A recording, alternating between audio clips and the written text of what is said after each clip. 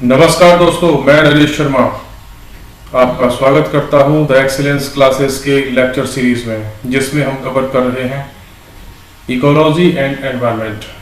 इसके लिए reference book है शंकर आईएएस की एनवायरनमेंट बुक 6th एडिशन। तो आइए स्टार्ट करते हैं। लास्ट लेक्चर में हमने एनवायरनमेंट के कुछ सेक्शंस को देखा था, जिसमें एक फिश का एग्जाम्पल लिया था और एनवायरनमेंट क्या है, इसके कंपोनेंट्स क्या हैं, ये सब हमने देखे थे।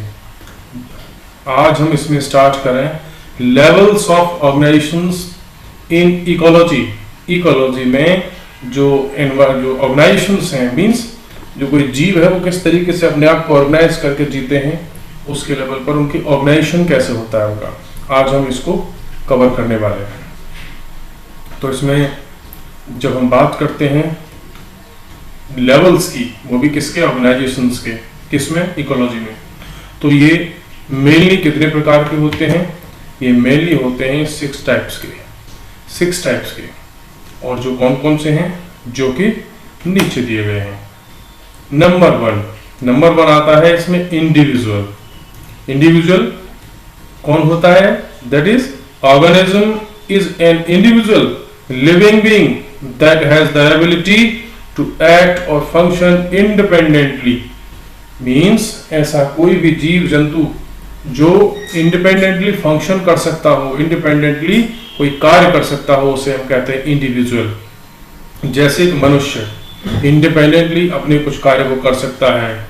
हाँ, ये जरूरी है कि वो डिपेंड है बहुत सारे एनवायरमेंटल फैक्टर्स पर, अदर ऑर्गेनिजम्स पर, लेकिन वो इंडिपेंडेंटली काम कर सकता है।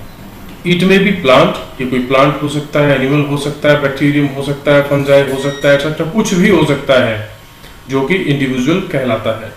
It is a body made up of organs. Individual कौन है?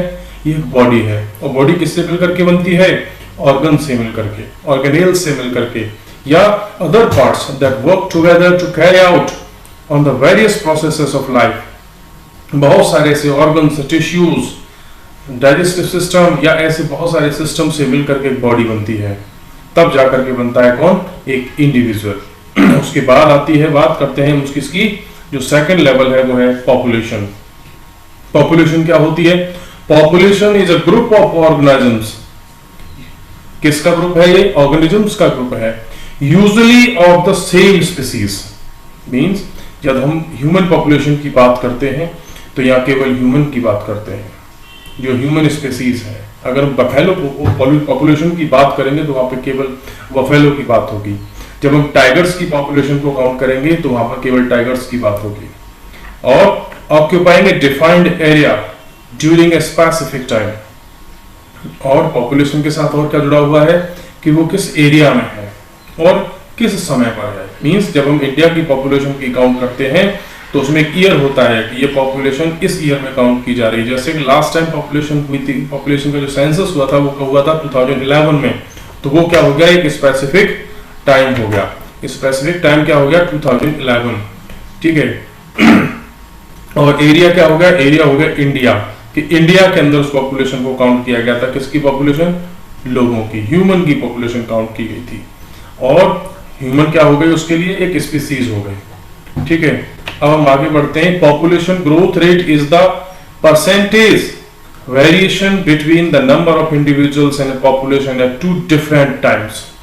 यहां जब पॉपुलेशन की ग्रोथ रेट की बात हो रही है, ग्रोथ रेट किसका? पॉपुलेशन का। पॉपुलेशन का ग्रोथ रेट कैसे निकालेंगे? सपोज करो 2011 में इंडिया में अगर 100 लोग थे और वो 2021 में अगर वो 110 हो गए, तो 100 और 2021 में जो 110 हुए हैं, ये जो 10 क्या हो गया? उसका जो डिफरेंस हो गया। इस डिफरेंस को हम निकाल सकते हैं कैसे? करके एक रेट के माध्यम से। मींस उसका हम एक रेट काउंट कर लेते हैं कि भाई इसमें इतने परसेंट की वृद्धि हुई। तो जब 10 100 पर इंक्रीज हो रहे हैं तो उसको माना जाएगा कि इसकी जो ग्रोथ रेट है वो कितनी हुई? 10 हुई। नेक्स्ट हम बात करते हैं, therefore the population growth rate can be positive और नेगेटिव। इसीलिए जो पॉपुलेशन की ग्रोथ है, ग्रोथ की जो रेट है वो कैसी हो सकती है? वो पॉजिटिव भी हो सकती है और नेगेटिव भी हो सकती है। नेगेटिव भी हो सकती है। सपोज करो कि पॉपुलेशन किसी कंट्री में 1 करोड़ है और किसी महामारी की वजह से या जो फर्टिलिटी रेट है अगर वो डाउन हो जाता है, आने वाले 2 साल में, 4 साल में, 10 साल में अगर वहाँ की पॉपुलेशन कम हो जाती है तो उसका पॉपुलेशन रेट, जो ग्रोथ रेट है, वो क्या माना जाएगा? वो नेगेटिव माना जाएगा। The main factors that make population increase, जो पॉपुलेशन को बढ़ाने वाले फैक्टर हैं, जो मेन फैक्टर कौन कौन से हैं? एक तो बर्थ हो गया, दूसरा हो गया इमिग्रेशन। बर्थ मतलब जो लोग जन्म ले रहे हैं, और इमिग्रेशन का मतलब हो गया वो कहीं दूसरी जगह से आकर के वहां पे बस रहे हैं। मींस इंडिया में अगर बाहर से लोग आकर के, पाकिस्तान से, सऊदी अरेबिया से, बंगाल से, नेपाल से लोग अगर यहाँ पे आ रहे हैं तो वो हो गया इमिग्रेशन। और बर्थ तो आप जानते हैं। The main factors that make population decrease are death and emigration. अब पॉपुलेशन में कमी किन फैक्टर्स की वजह से होती है? तो इसका एक फैक्टर है डेथ। जैसे जन्म की वजह से वृद्धि हो रही थी, इंक्रीज, तो डेथ की वजह से पॉपुलेशन में कमी आती है। और दूसरा हो गया उसमें फैक्टर क्या? इमिग्रेशन। एमिग्रेशन का मतलब होता है यहां से अगर इंडिया से कुछ व्यक्ति अमेरिका जा रहे हैं या किसी अन्य कंट्री जा रहे हैं, कनाडा जा रहे हैं, ऑस्ट्रेलिया जा रहे हैं, न्यूजीलैंड जा रहे हैं, तो यहां से लोगों की संख्या क्या होगी? कम होगी। और इसका क्या रिजल्ट होगा? पॉपुलेशन में कमी आएगी। The main limiting factors for the growth of a population are abiotic and biotic components. तो पॉपुलेशन में जो ग्रोथ होती है उसके जो फैक्टर्स हैं वो बायोटिक फैक्टर्स भी हैं और अबायोटिक फैक्टर्स भी हैं। इसका मतलब उसके लिए जीवित जो ऑर्गेनिजम्स हैं वो भी जिम्मेदार हैं और जो अजीविक कंपोनेंट्स हैं वो भी जिम्मेदार हैं। कैसे? वो ऐसे जिम्मेदार हैं कि यदि किसी एरिया में बहुत ज्यादा महामारी फैल जाए, बीमारी फैल जाए, वहां पर फूड उपलब्ध ना हो, तो ये कैसा फैक्टर हो गया? अबायोटिक हो गया। दूसरा हो गया बायोटिक फैक्टर्स। बायोटिक फैक्टर क्या हो गया कि किसी क्षेत्र में वहां के लोगों की जन्म दर जो है ज्यादा हो जाए, वहां एक पति पत्नी के पास में 6-6, 10 बच्चे हों, तो क्या होगा? पॉपुलेशन इंक्रीज हो जाएगी। ये कैसा फैक्टर हुआ? ये फैक्टर हुआ बायोटिक फैक्टर। इसके लिए कौन जिम्मेदार है? बायोलॉजिकल फैक्टर्स मींस जीवित व्यक्ति, जीवित इंसान, जो जीवित कोई ऑर्गेनिज्म इसके लिए रिस्पॉन्सिबल होगा। नेक्स्ट बात करते हैं, population density is the relation between the number of individuals of a population and the area that occupy. अभी पॉपुलेशन की डेंसिटी क्या होती है? पॉपुलेशन की डेंसिटी, पॉपुलेशन डेंसिटी समझने से पहले we have to understand what is density. Density क्या होती है कि किसी एक लिमिटेड एरिया में किसी जीव या किसी वस्तु की उपस्थिति, सपोज करो ये एक एरिया है, अब इसमें मान लीजिए ये 4 लोग रह रहे हैं, ये 5 लोग रह रहे हैं, 6 लोग रह रहे हैं, तो इसकी डेंसिटी कितनी हो गई? इसकी डेंसिटी हो गई 3 और 4 7 हो गई। ठीक है। अब अगर इसी एरिया में यदि केवल 2 लोग रह रहे होते तो इसकी जो डेंसिटी क्या होती? वो 2 होती, मींस कम होती। तो किसी एरिया में किसी वस्तु या व्यक्ति या जीव या बायोटिक ऐसी चीजों का ज्यादा या कम मात्रा में होना, किसके रिलेशन में? वहां के एरिया के रिलेशन में क्या कहा जाएगा? वहां की डेंसिटी कही जाएगी, उसकी डेंसिटी कही जाएगी। जैसे इसको एक अदर एग्जांपल से समझते हैं कि अगर एक बर्तन है हमारे पास 1 लीटर का, उसमें हमने पारा भर दिया, ठीक है, तो उसमें कई किलो पारा आ जाएगा 1 किलो के बर्तन में, जबकि उसमें अगर हम पानी भरेंगे तो पानी 1 किलो के आसपास ही आएगा। तो इसका मतलब क्या है कि जो पारा है उसकी डेंसिटी ज्यादा है और पानी है उसकी डेंसिटी कम है। बाकी इसको कभी साइंस के लेक्चर में आप देख सकते हैं। नेक्स्ट जो फैक्टर है किसका? एनवायरनमेंट के जो लेवल्स हैं, जो ऑर्गेनाइजेशन है, उसका क्या है? कम्युनिटी। पॉपुलेशन के बाद क्या था? Community. If we look around ourselves we will notice that population of plants and animals seldom occur by themselves. इसका मतलब क्या हुआ कि यदि हम अपने आसपास में देखते हैं, नोटिस अगर हम करते हैं, तो जो population of plants and animals seldom occur by themselves, कि इनकी जो पॉपुलेशन होती है और कैसे होती है? अपने आप होती है। प्लांट्स के जो सीड्स हैं वो इधर उधर गिर जाते हैं, नए जो है सीड्स से जो है नए प्लांट्स पैदा होते हैं। एनिमल्स के थ्रू भी नए एनिमल्स जन्म लेते हैं। The reason for this is quite obvious, इसका कारण बहुत ही सिंपल है और साफ है। वो क्या? In order to survive individuals of any one species depend on individuals of different species with which they actively interact in several ways। इसका क्या कारण है कि जो बहुत सारे जीव जंतु हैं, जो बायोटिक ऑर्गेनिजम्स हैं, लिविंग ऑर्गेनिजम्स हैं, वो किसी न किसी तरह से in different ways they are dependent on various environmental factors and other biotic and abiotic components।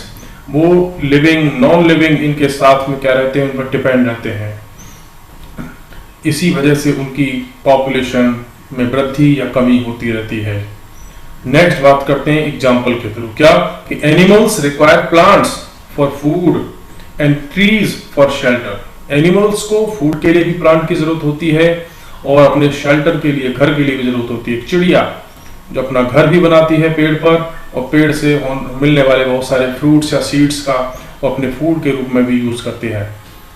Next है plants require animals for pollination, seed dispersal and soil micro organism to facilitate nutrient supply.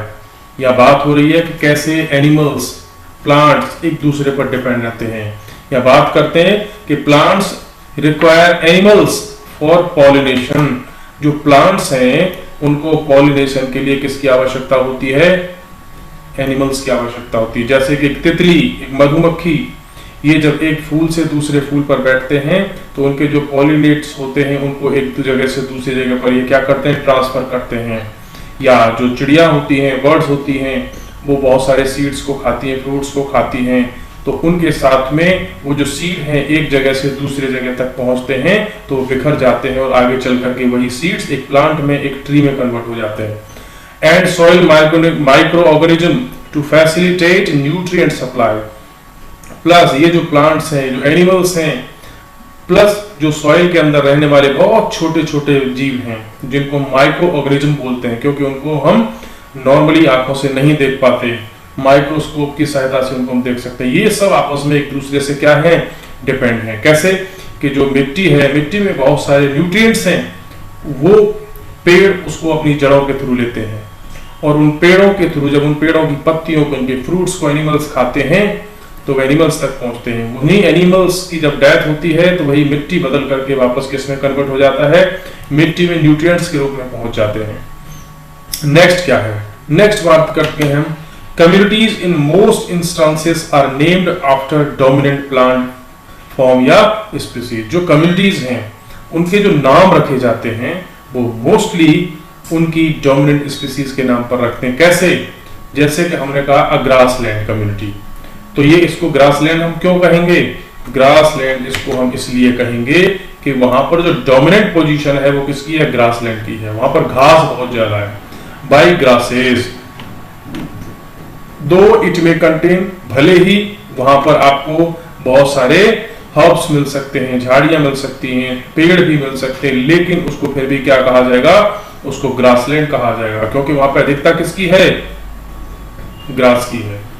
A community is not fixed और rigid. एक community कभी भी rigid नहीं होती, fix नहीं होती, वो हमेशा कैसी होती है? बदलती रहती है। कम्युनिटीज में बी लार्जर और स्मॉलर, लार्ज और स्मॉल, मीडियम, मींस कम्युनिटी हमेशा एक जैसी नहीं रहेगी, वो उसमें कुछ न कुछ बदलाव आते रहेंगे। अब एक क्वेश्चन यहाँ पर दिया हुआ है, डू यू नो, क्या आप जानते हैं? क्या क्या जानते हैं? चलो देखते हैं। The skies over north India are seasonally filled with a thick soot of aerosol particles all along the southern edge of the Himalayas, Bangladesh and the Bay of Bengal।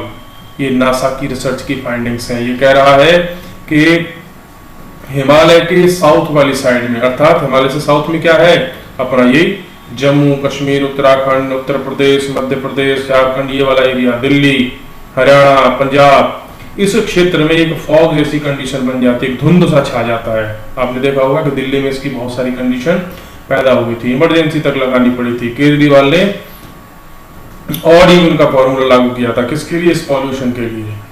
ठीक है, तो इसका कारण अब आप समझ रहे होंगे कि क्या है। उसका कारण है पॉल्यूशन, जो एरोसोल पार्टिकल्स है। नेक्स्ट बात करते हैं हम किसकी?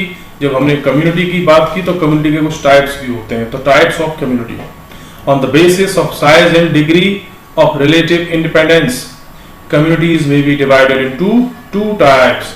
उनके साइज के बेसिस पर और उनकी डिग्री ऑफ रिलेटिव इंडिपेंडेंस, कि उनका साइज क्या है, उसकी संख्या क्या है, उसकी कम्युनिटी की कितने उसमें जीव जंतु हैं, प्लस वो कम्युनिटी किस हद तक किसी दूसरे पर डिपेंड है। इन दोनों ही बेसिस पर क्या होती है, कम्युनिटी का क्लासिफिकेशन होता है, वो भी कितने टाइप्स में, टू टाइप्स में। नेक्स्ट हम बात करते हैं कि इसके टाइप्स क्या हैं। तो उनमें पहला टाइप है मेजर कम्युनिटी और दूसरा टाइप क्या है, माइनर कम्युनिटीज। तो मेजर कम्युनिटी क्या होती है, दीज आर लार्ज साइज्ड, बहुत बड़ी, वेल ऑर्गेनाइज्ड। एक तो इनका साइज क्या होगा, लार्ज होगा, दूसरा ये वेल ऑर्गेनाइज्ड होंगी, तीसरा क्या है, रिलेटिवली इंडिपेंडेंट, अपेक्षाकृत ये थोड़ी सी क्या होती हैं, इंडिपेंडेंट होती हैं।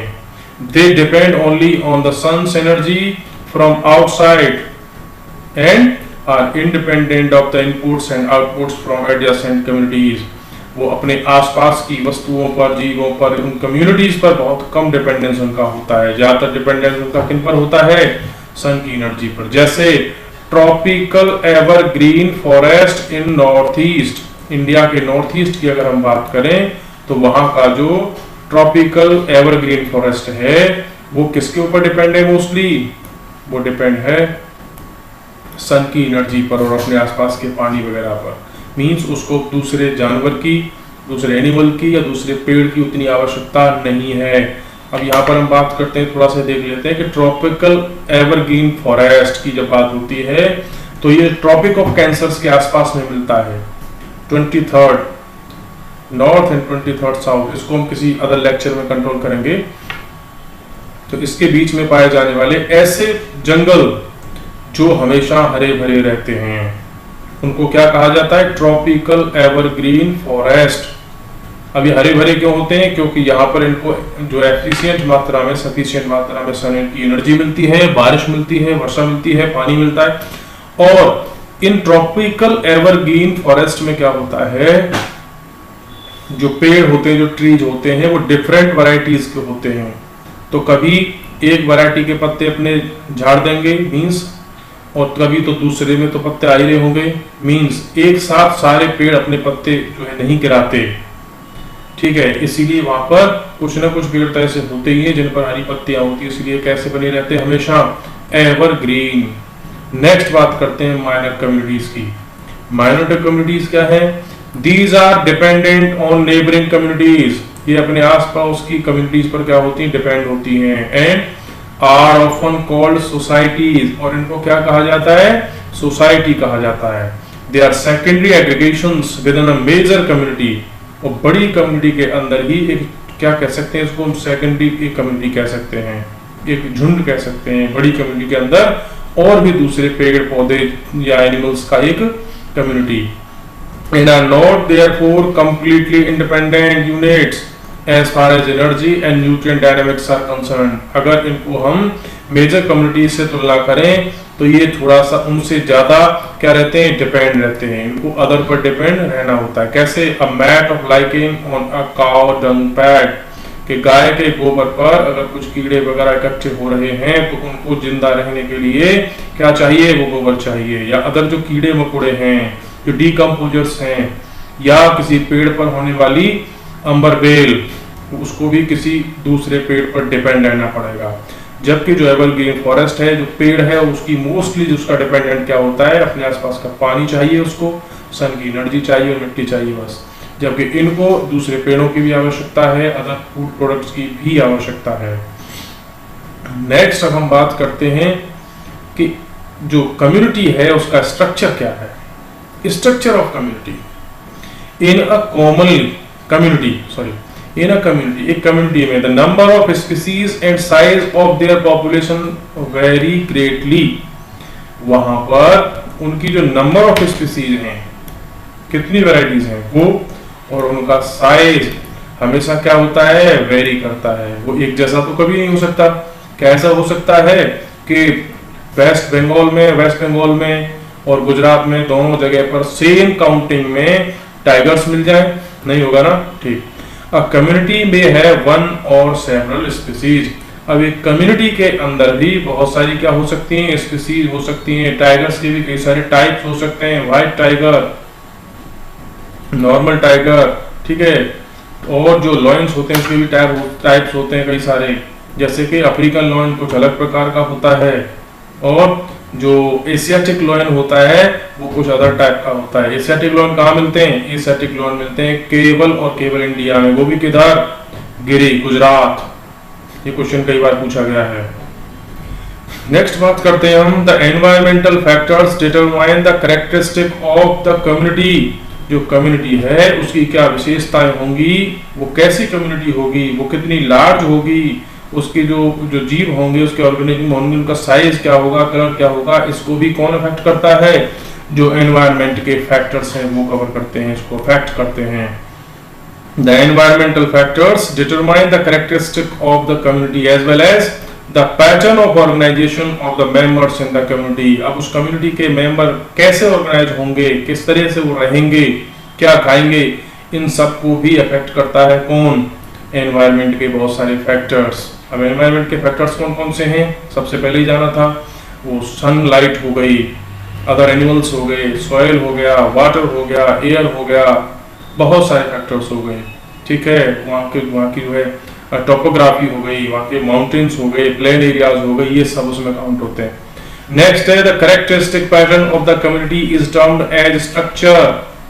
जो एक कम्युनिटी है उसका कोई एक विशेष कैरेक्टरिस्टिक तो होगी, उसकी कुछ विशेषताएं होंगी, और वो विशेषताएं कैसी होंगी? एक पैटर्न के रूप में होंगी, और उन्हीं को हम क्या बोल देते हैं? उसका स्ट्रक्चर बोल देते हैं, which is reflected in the roles played by various population, their range, the type of area they habitat, the diversity of species in the community and the spectrum of interactions between them।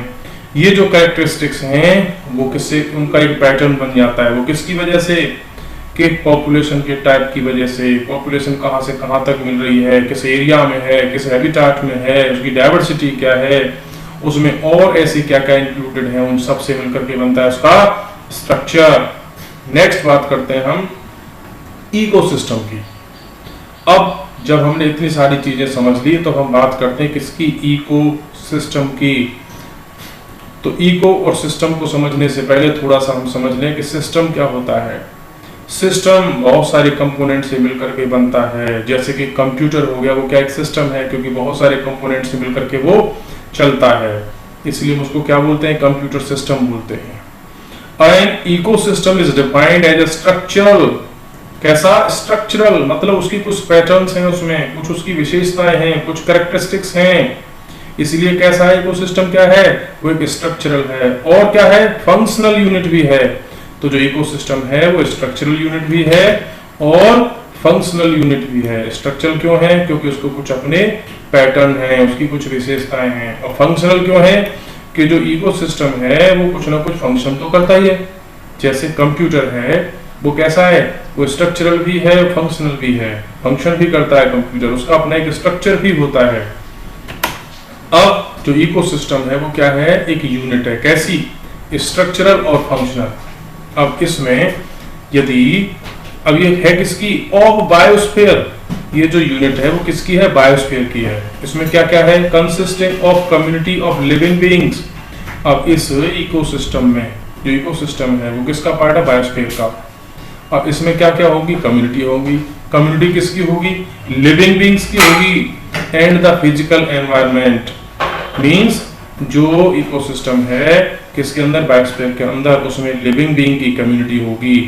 और क्या होगी? Physical environment होगा। Both interacting and exchanging materials between them. तो जो environment है और जो community है, उन दोनों के बीच में कुछ न कुछ आदान प्रदान होता रहता है। वो एक दूसरे से कुछ न कुछ डिपेंड रहते हैं, एक दूसरे को कुछ देते हैं तो कुछ लेते हैं। जैसे कि मिट्टी से जो पेड़ हैं वो न्यूट्रिएंट्स लेते हैं, उसमें अपनी जड़ें जो है अपनी मजबूत करते हैं, जड़ें अंदर तक जाती है, वहां से पानी लेते हैं। बदले में मिट्टी क्या देती है? उनको रहने के लिए जगह देती है। पेड़ क्या देते हैं इसको? पेड़ बदले में जो सन से एनर्जी वगैरह जो भी इनके न्यूट्रिएंट्स वगैरह होते हैं, पत्तियां जब गिर जाती हैं, टूटती हैं, गल जाती हैं डीकंपोजर्स के थ्रू, तो मिट्टी को बदले में क्या मिल जाते हैं, न्यूट्रिएंट्स मिल जाते हैं, जैसे कि nitrogen cycle. It includes plants, trees, animals, fish, birds, micro organisms, water, soil and people.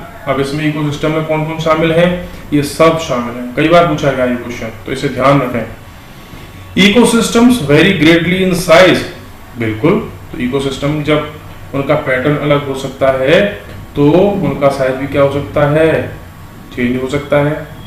And elements, उनका क्या क्या चीजें डिफरेंट हो सकती हैं, उनका साइज और उनके elements. But each is a functioning unit of nature, भले ही अलग टाइप के हों, इनका अलग पैटर्न हो, इनकी डिफरेंट कैरेक्टरिस्टिक्स हो, but each is a functioning unit of nature, लेकिन वो सभी प्रकृति की ही कुछ न कुछ कार्यकारी इकाइयां हैं। Everything that lives in an ecosystem is dependent on the other species. कोई भी है इस एनवायरमेंट के अंदर, इस इकोसिस्टम के अंदर, वो किसी न किसी रूप में किसी स्पीसीज के ऊपर क्या है, डिपेंड है, एंड एलिमेंट्स के ऊपर डिपेंड है, that are also part of the ecological community. अब जो स्पीसीज हो गई और उसके अंदर के जो एलिमेंट्स हो गए, स्पीसीज तो आप समझ रहे होंगे कि वो लॉयंस हो गए, कैट्स हो गए, एलिफेंट्स हो गए। एलिमेंट्स में क्या आ गए, वहाँ की जो पर्वत है, नदी है, नाले हैं, पहाड़ हैं, पानी है, अर्थ है, मिट्टी है, वगैरह वगैरह। If one part of an ecosystem is damaged or disappears, it has an impact on everything else.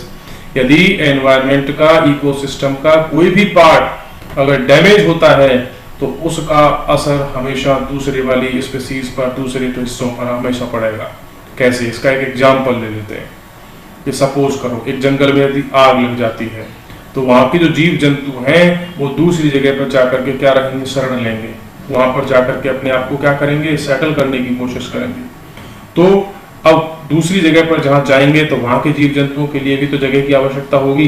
फिर इससे क्या होते हैं, जीव जंतुओं में, एनिमल्स में आपस में क्लैश होते हैं एरिया डोमिनेंस के लिए, जैसे कि लॉयंस में होते हैं। ठीक है, नेक्स्ट हम बात करते हैं किसकी, when an ecosystem is healthy, यदि वो हेल्दी होता है, सस्टेनेबल होता है, तो it means that all the elements live in balance and are capable of reproducing themselves। अगर उस इकोसिस्टम की सारी कंडीशंस कैसी हैं, हेल्दी हैं, बैलेंस में हैं, तो वो क्या होगा कि उसके अंदर के जो एलिमेंट्स हैं, जो जीव जंतु हैं, वो भी सब अपने आप को क्या कर रहे होंगे, सर्वाइव कर रहे होंगे, बैलेंस कर रहे होंगे, रिप्रोड्यूस कर रहे होंगे।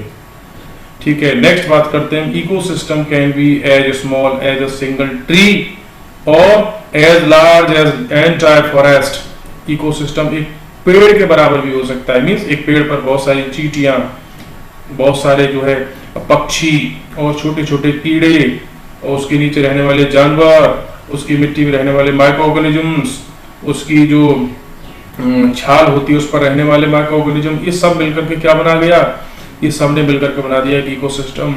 एक इकोसिस्टम जो है, जो एक्वेरियम है उसके अंदर भी जो है उसको भी हम इकोसिस्टम कह सकते हैं, और बड़ा भी हो सकता है। बड़ा कितना बड़ा, एक पूरे फॉरेस्ट के बराबर, पूरे ओशियंस के बराबर, पूरी धरती के बराबर भी क्या हो सकता है, इकोसिस्टम हो सकता है। अब यह बात करते हैं difference between ecology, environment and ecosystem, क्योंकि अभी हमने कई सारी चीजें पढ़ी, एनवायरनमेंट भी पढ़ा, इकोलॉजी भी पढ़ी, फिर नई चीज पढ़ी हमने इकोसिस्टम। तो भाई इन तीनों में डिफरेंस क्या है, जरा ये समझ लेते हैं। फॉर एग्जाम्पल, चलो शंकर आईएएस का ही एक एग्जाम्पल लेते हैं। Let us take Shankar IAS Academy and its students. Let's say that ecology would be the specific study of students' relationship with the Shankar IAS Academy as a whole. तो जब हम ecology की बात कर रहे हैं तो शंकर आईएएस में पढ़ने वाले या द एक्सीलेंस क्लासेस में पढ़ने वाले सारे स्टूडेंट्स और उसके सारे टीचर्स के बीच में क्या किस तरीके का रिलेशन है, वो किस तरह से डिपेंडेंट है, ये क्या हो गया सारा का सारा, ये स्टडी हो गई किसकी, एनवायरनमेंट की। इसी को क्या बोल रहे हैं हम, फिर इकोलॉजी बोल रहे हैं। नेक्स्ट है the Shankar IAS academy being the environment in which the student studies. भाई शंकर आईएएस क्या हो गया, अपने आप में एक एनवायरनमेंट हो गया, उसमें जो फिजिकल और जो है non physical, living, non living, बहुत सारे कंपोनेंट्स हो गए। तो क्या बन गया, ये एक एनवायरनमेंट बन गया। जैसे कि द एक्सीलेंस क्लासेस, ये भी क्या बन गया, एक क्या बन गया, ये एनवायरनमेंट बन गया, क्योंकि इसमें स्टूडेंट्स और टीचर्स, इसमें प्रयोग होने वाले बहुत सारे जो टेक्निकल थिंग्स हैं, चाहे वो कंप्यूटर हो गया, रिकॉर्डर हो गया, वगैरह वगैरह। And the set of circumstances surrounding the student in which environment would be the teachers, books, other students etcetera are said to be the ecosystem.